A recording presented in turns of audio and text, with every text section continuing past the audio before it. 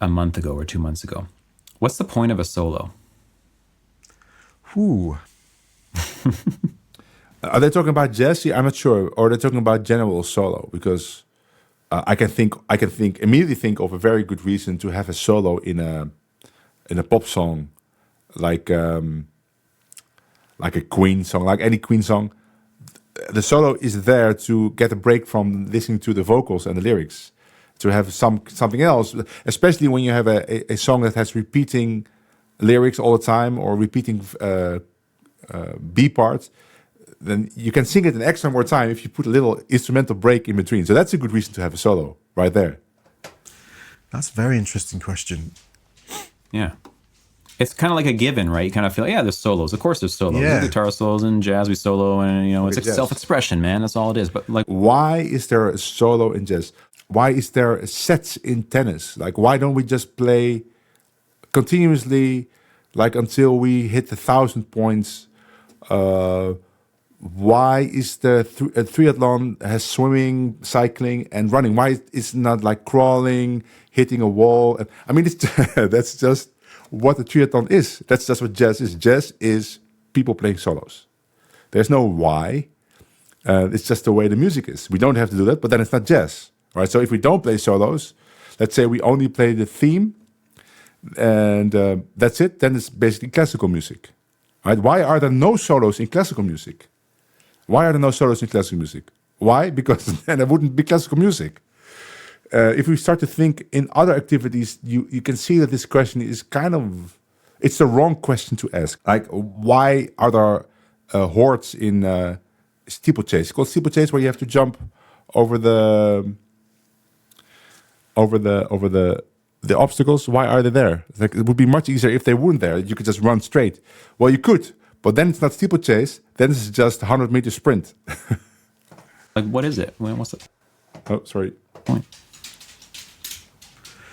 This is a really good question, because I think there's a difference between what is the point of an improvised solo in a jazz context, or a modern take of what a solo is, and a solo like in a through composed classical sense back in the day, like an Elgar violin concerto, for example, which was just a long solo, but it was a through composed, highly expressive. Well, in the Algar violin concerto, there's also many orchestral parts, and there's many conversations between the violin and other instruments. There's a main theme. How does it go again? It's a beautiful theme. The Algar concerto has a beautiful theme. I've forgotten. I played it actually, but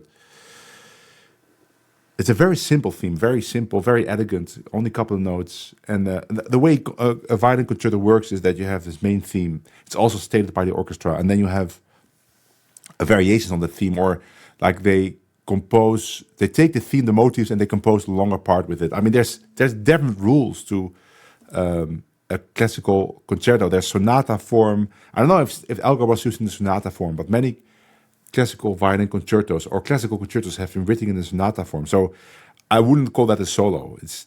And also I wouldn't call it through composed, because that seems like it's a solo that somebody composed, like a pre-composed solo in jazz. But that's also not the case. There's a form in classical music which a lot of composers really strictly follow. I'm not sure about the Elgar violin concerto, but like, for example, Tchaikovsky violin concerto, or even like the Mozart. Let's say the Mozart violin concertos all follow the sonata form, which is the theme.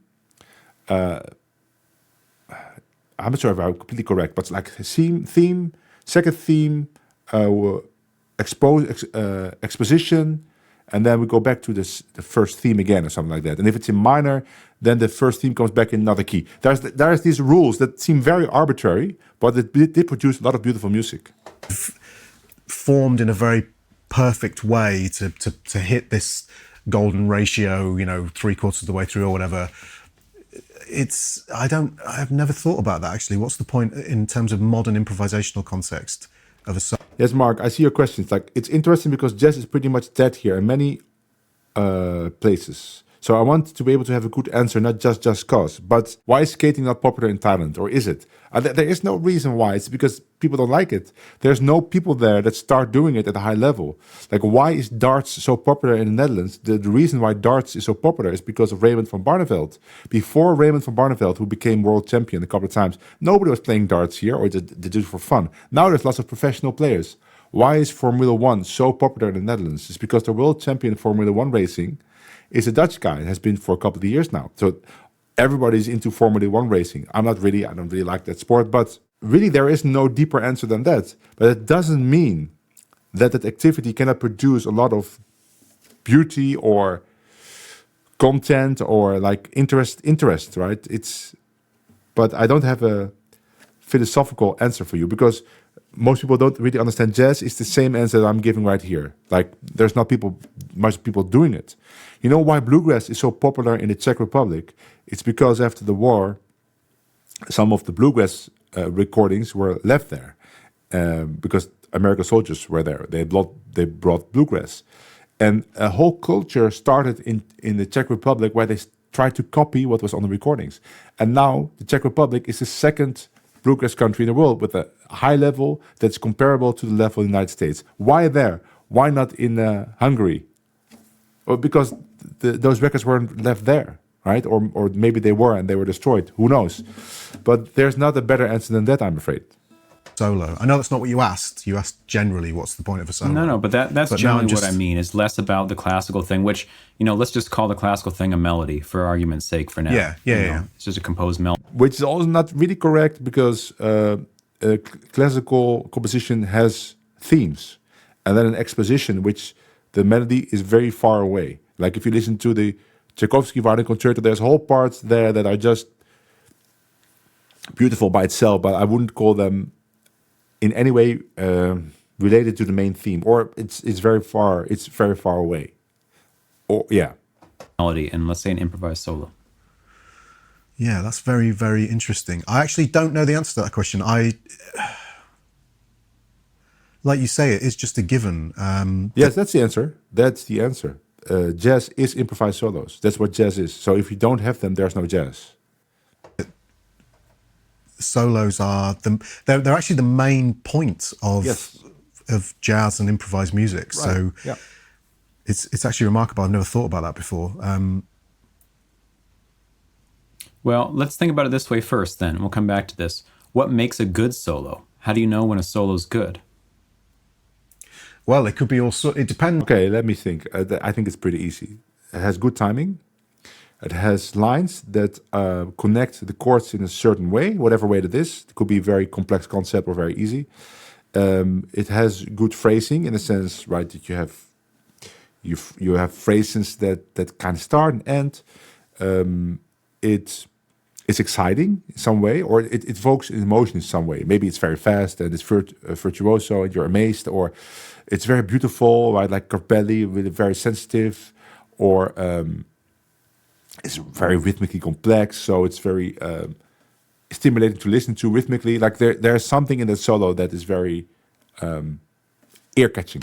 Depends on the listener, because for me, I could have very different requirements of a good solo than somebody else. That's also as a guitar player, That's true, of course, but there is a certain level that you shouldn't go below, and because then you're not playing the music anymore. If you're playing a whole jazz solo with quarter notes, I'm not saying it's not possible, but let's say that's the consistent thing. You do that every tune, that you're not really playing jazz, because that's not really what the language of jazz is about, playing quarter notes.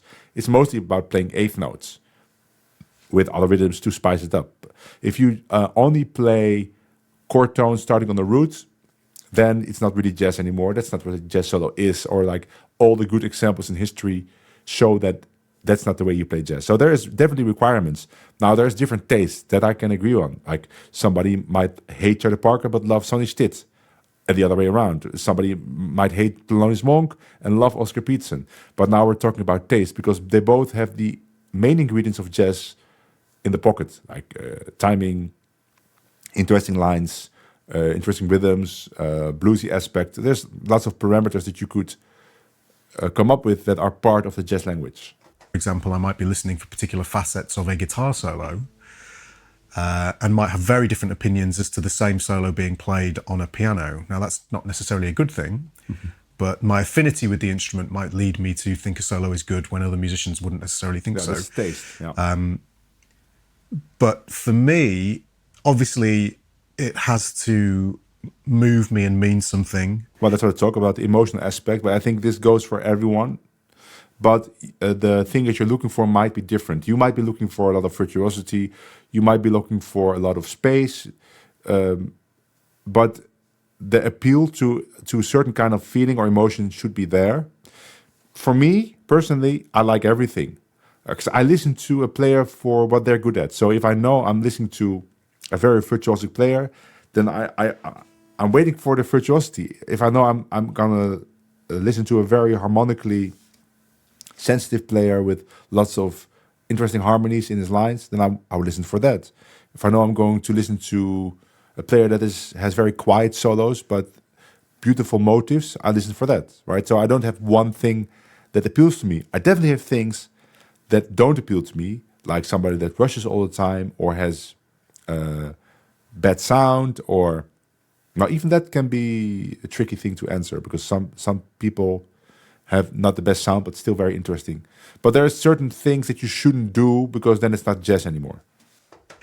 It has to fulfill the harmonic and rhythmic qualities of that particular genre. I think that goes for everyone. Yeah. It has to be, solos for me have to be, they have to have some feature, some facet of them that either excites or creates beauty, I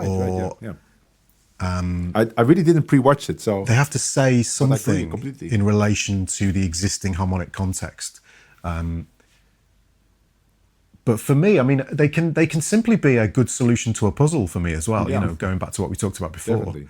Good. If you have a very complicated chord progression, let's say you play. I always go back to Dolphin Dance, but there's more tunes that are difficult. Stablemates, right? Stablemates, a difficult tune. Along Came Betty. If you have a flowing solo that connects the chords very convincingly, man, that's already great, because it's so difficult to play those tunes. Logical, well-threaded solution to a puzzle can often be a good solo. Again, a good solo, it gets so dependent on context. A good solo over Giant Steps or 26-2 can be a very different solution, and very good for a very different reason to a good solo over, say, a minor blues, for example, or listening to Jeff Beck play a great solo over Somewhere Over the Rainbow. The two things are very different to each other. I don't know if you can have a unified answer to that question particularly. I mean, do you have a unified quality that makes a good solo? I don't know. What I can say, though, is that the first thing that hits me in a solo is, like with anything we were talking about earlier, the immediate, unmediated impact of it on me experientially. You know, before I even know what's happening, there's this quality of like excitement, you know, hanging on every note. Like, you know, it's suddenly there's all this kind of structure that's been happening, and all of a sudden the structure breaks and something new starts going, and it has to make you want to follow, and that you have to be rewarded for following. That's my sensation, that when I give my attention to that thing, it moves in ways that I either don't expect, or I don't know how to phrase that, but you know what I mean? It's doing things that, like you said. Actually, I think he's giving the same answer that Tom Quayle does, but with less defined parameters. But I think he's saying the same thing. He needs to be moved, or something needs to happen that catches his ear. And I think that is obviously correct is not a good word, but it's obviously an answer that seems very reasonable. He's just being a lot more vague with the parameters, but that also stops him. I think he might feel, but I'm guessing here, right? I might be totally wrong. If you're watching this video, please correct me. But I feel like you are afraid to give the very defined parameters, because you feel that might interfere with your enjoyment of music, because you feel it should stay kind of a mystery to what is good. And I can totally understand that. It's like watching a magic trick and you don't want to know the solution. And even if somebody would tell you, listen, I'm going to explain you how I did it, you don't want to know it, because you want to have this sense of wonderment. And That I can totally understand. I'm not that way because I can still enjoy it even though I know the inner workings of it. Sometimes I enjoy it even more because I can see those inner workings and I appreciate it, right? But that's just a different way of experiencing music. In fact, like I find it very difficult to really enjoy Turkish music for that reason because I don't understand the inner workings, and to me, it pretty much all sounds the same. Even if it's like mediocre or very good, I don't really hear the difference. So I don't enjoy it that much. It's same with Indian music or other music genres I don't know anything about. I really need to know something about it to enjoy it to the fullest. Say excite me and pull my attention along. It can be playful, it can be serious. The specifics don't so much matter, and surely it's as subjective as any music is about what is truly a good solo. There's no objectively good solo. You can have objectively bad solos because they don't get to the minimum requirements of what is needed to play that style. And I don't think we need a very long time. If we were in a room with the three of us, I don't think we would need a very long time to hammer that out, to find those parameters which should have a minimum requirement. Like you should, at the minimum, be able to play swinging eighth notes if we're talking about the swing tuning. Because if you can't do that, you cannot play a jazz solo. You should be, at the minimum, have a minimum requirement of being able to connect one chord to another chord in some way. I don't care if you do by ear or with knowledge or some lick, but you should be able to do that. If you stop every line before the next chord starts, then you will starting so fragmented that it's not jazz anymore, right? So we can have these parameters that clearly state the minimum requirement of when we can start talking about what is good.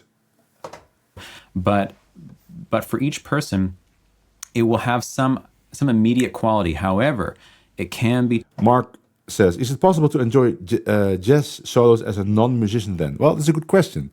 Like, what do you think is the reason that so many people and so many more people enjoy, I want to say Justin Bieber, but that seems so obvious, but enjoy Adele. Why do so many people enjoy Adele much more than they enjoy Ella Fitzgerald? Or Ella Fitzgerald, that's a sketch solo. Why do so many people enjoy listening to Adele much more than they enjoy listening to a sketch solo by Ella Fitzgerald? Well, the reason for that is that either you have to have grown up with Ella Fitzgerald and heard it from a very young age, so that music is natural to you, or you have to have studied jazz vocals at a later age, or know somebody that introduced you to the music and can explain to you something about it, or you have heard it so many times that the sketch solo starts sounding like something that you could sing along to, right? It requires a lot of study, either in the sense that you have listened to it 1,000 times as a child or later in life, or because you're studying jazz vocals. So there's your answer.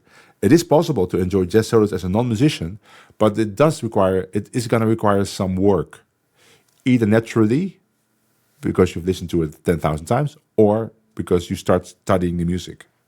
Tempered, as all music can, for better or worse, with intellectual ideas that come later. That the sorry, my Skype is open. I don't know if that came through to you there. Close that. Sorry. So it can be tempered with other ideas that are musical in nature, such as, oh, he's using X scale over this. That's a modal change. Oh, he's playing out right now. Oh, it's that, upper structure triad over this, which a general listener has no clue or. Well, I think that's not necessary to enjoy good jazz solo, because most people won't actually be able to hear that. Even musicians, in the speed of jazz, it's very difficult to hear all of these things unless you know the tune. If you don't know the tune, right? But you go to a jazz concert and they play their own composition, so there's no way you can hear the tune, and you don't know the chords. Then it's going to be difficult to hear the chords anyway, especially with the piano player stepping the chords. But you can still enjoy the jazz solo because you hear the combination of sounds. You hear the voicings of the piano. You hear the logic bass lines, for instance, and you hear somebody speak a language that you understand the sound of, right? You hear jazz lines. You can really enjoy it even without knowing the tune. You don't have to hear the upper structures or any of that. If you understand the language, then you can enjoy it. It's the same, like, I don't need to understand the grammar of Dutch to enjoy a good speech in Dutch. So I grew up with it, so I know what Dutch sounds like, and somebody can speak much better than me.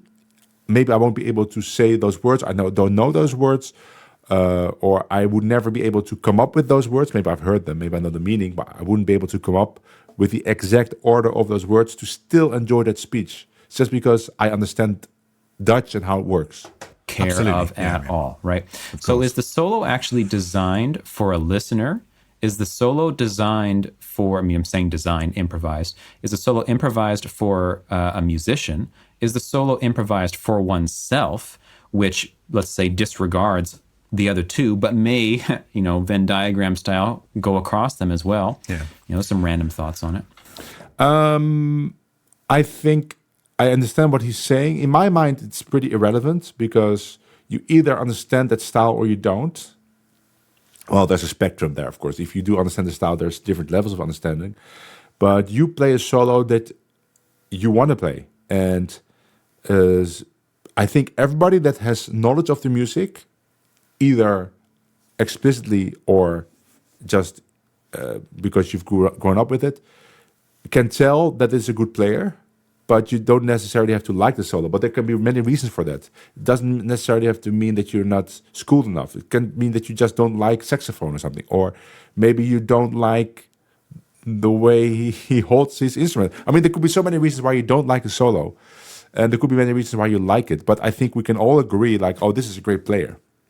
Right? We can agree on that. I mean, we can make some jokes like why he's not a great player. But like, in the back of our mind, we know that this is a great player. Like, I know people that hate Coltrane, like jazz musicians that don't like Coltrane, but they still, like, when push comes to shove, they would agree or they would admit that Coltrane is one of the greatest saxophone players who ever lived.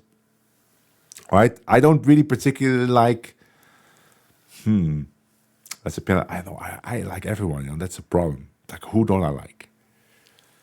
Like, is there a piano player that I don't like? No. So, okay. Well, the thing is, I don't really like Horace Silver as a soloist, but I think there's definitely some problems there that everybody can hear. But he's a great composer, right? And he does some great stuff in his piano playing. So if somebody comes to me and holds a gun to my head, I would still say Horace Silver is a great piano player, but it's not my preferred piano player. So there you go. There's an example. I find that your level of knowledge relates to your enjoyment. I have noticed a change in my preferences to more difficult solos when I understood the style better. Without knowledge, good timing and exciting players have way more impact than interesting lines. That is what I noticed myself, and it also connects to the point I made earlier. Like, if you don't know anything about the music, you didn't grow up with it, then to truly enjoy it to the fullest that you can, you actually need to build some knowledge. You need to maybe learn about form, like the form of jazz in general. Like, okay, they play a theme and then they solo over that same form, right? And let's count. Like, see, you can count to 16 and then there's a bridge. You need some kind of knowledge about that to really enjoy it, especially when the music gets more challenging. And without knowledge, good timing and exciting players have way more impact than interesting lines. Well, that's also interesting because that just shows you that good timing and some kind of excitement, again, for me, that excitement can be virtuosity, but can also just be some other emotion that you generate, are way more important than interesting lines. Now, I think interesting lines are important.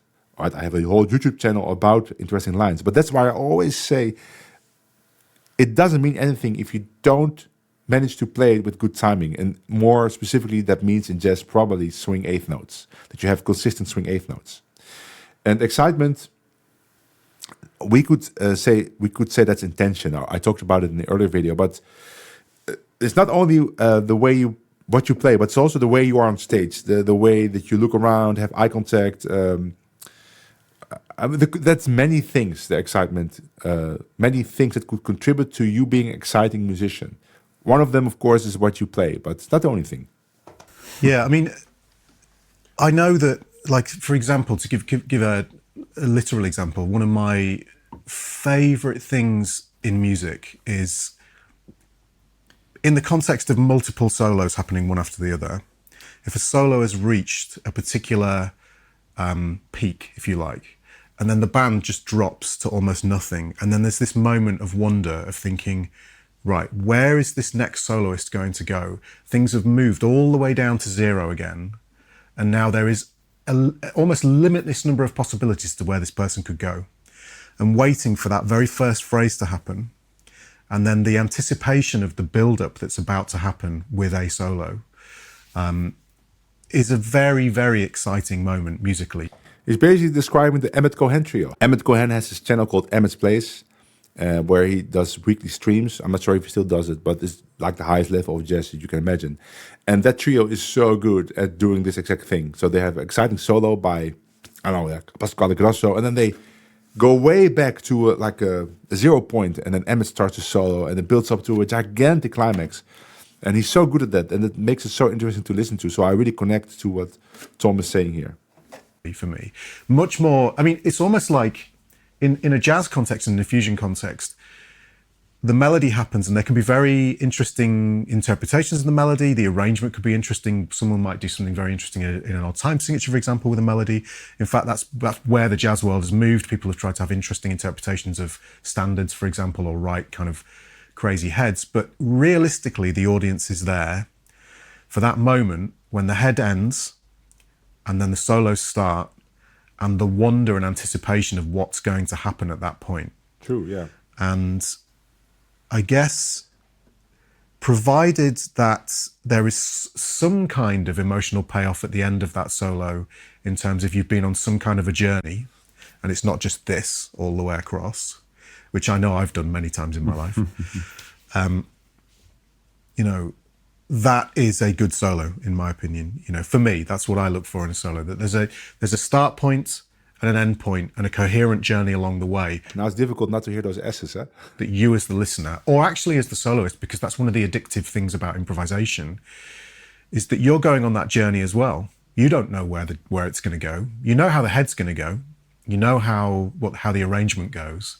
The thing you don't know is where your solo is going to go. And nor did the audience. And I think that's one of the wonderful things about a good solo. It's gone on a journey and you've taken the audience with you.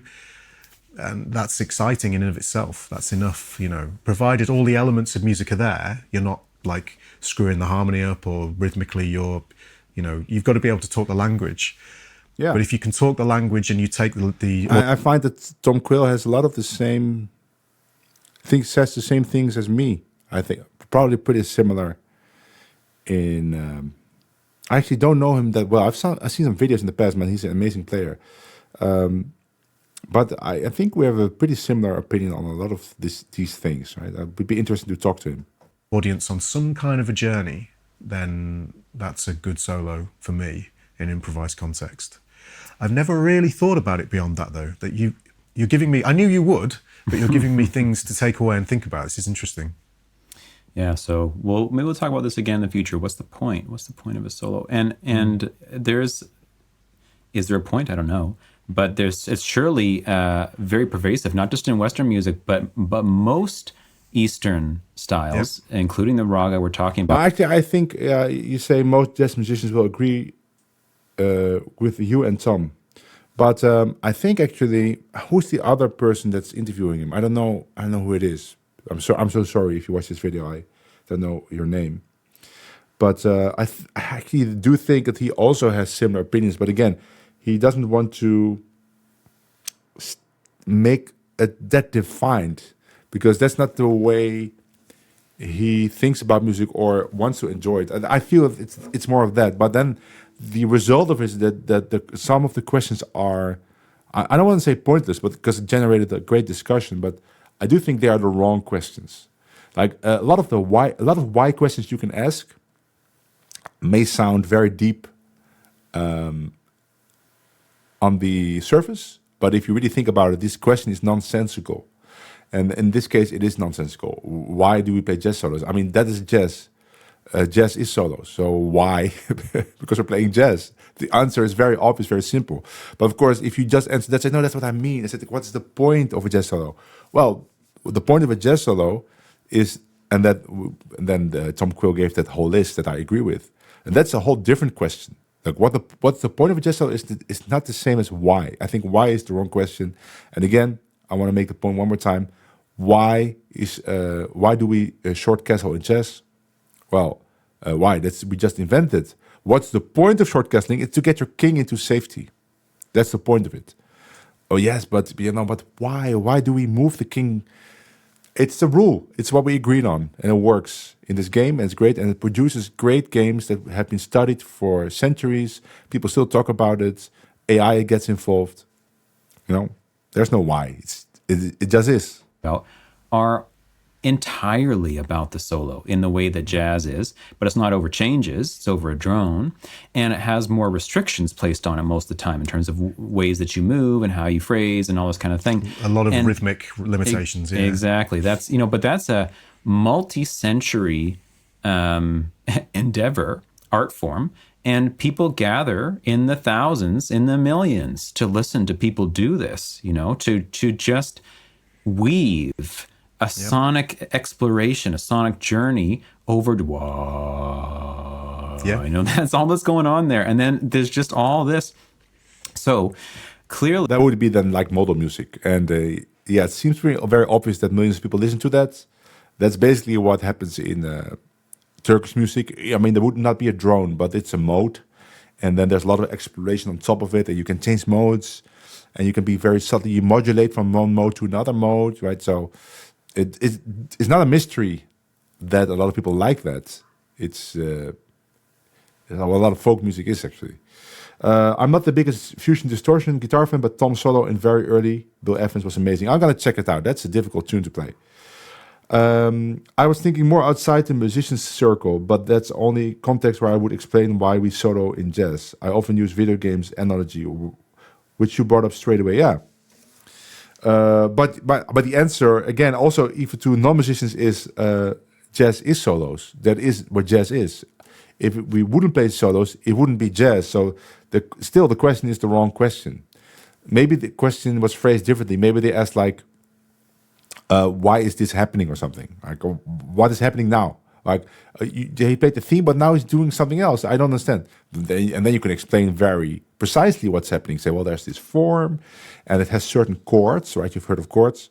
And the person is trying to connect one chord to the next chord through a line. Yeah, it's too much work to explain how that works now, but that's what jazz is. You try to connect those chords or those harmonies with smart choices in your lines.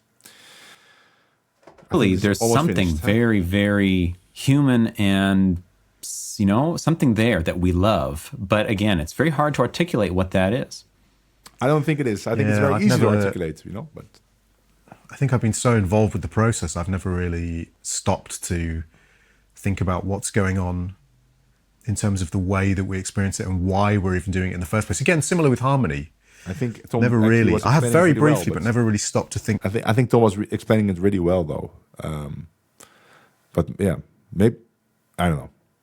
Too hard about the why. Why is this happening? Why the hell are we actually even able to do this? Why are all these people sat in a room together listening to somebody play a solo over a series of chord changes? It's actually very bizarre. Why are people in a stadium watching two people play chess? It happens all the time. You go to India, which is very popular, and you watch those live streams. There's like hundreds of people sitting in a chair watching two people play chess. Two people that cannot even beat the computer. Like the elo of a computer is like in the 3000s, even 4000, I think, and a human is below 3000. Why are people watching two humans do that when they have a computer on their phone that can beat both of those players? Why? Because it's interesting, because it's exciting, because they're playing chess themselves, because they like to think about it, because they like to meet friends there and talk about it. It's bizarre.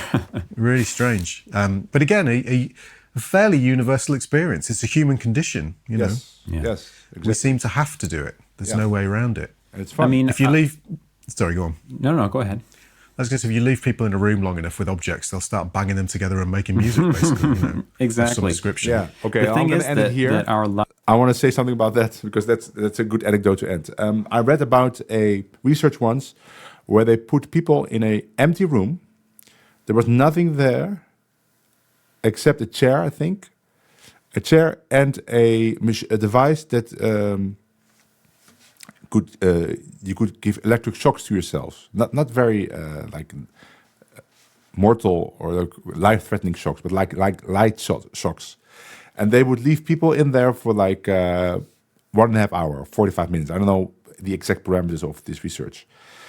To see what people would do. So they would go into the room and then they had to stay there. And then the assignment was, I think, to meditate or something and then have to give their experience in 45 minutes. And I think more than like 60% of the people, out of pure boredom, start shocking themselves with the machine. They give themselves electric shocks. They would never do that otherwise.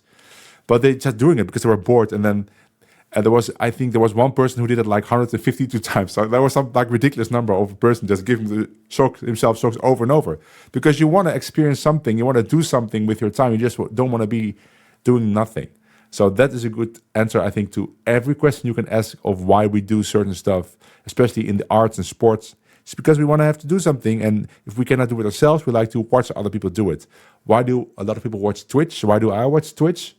Because I like seeing people play any game, right, that I like.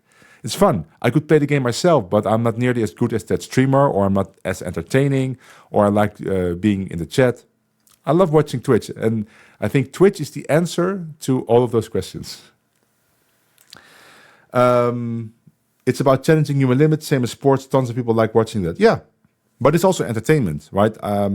Watching people play, what's that game where you...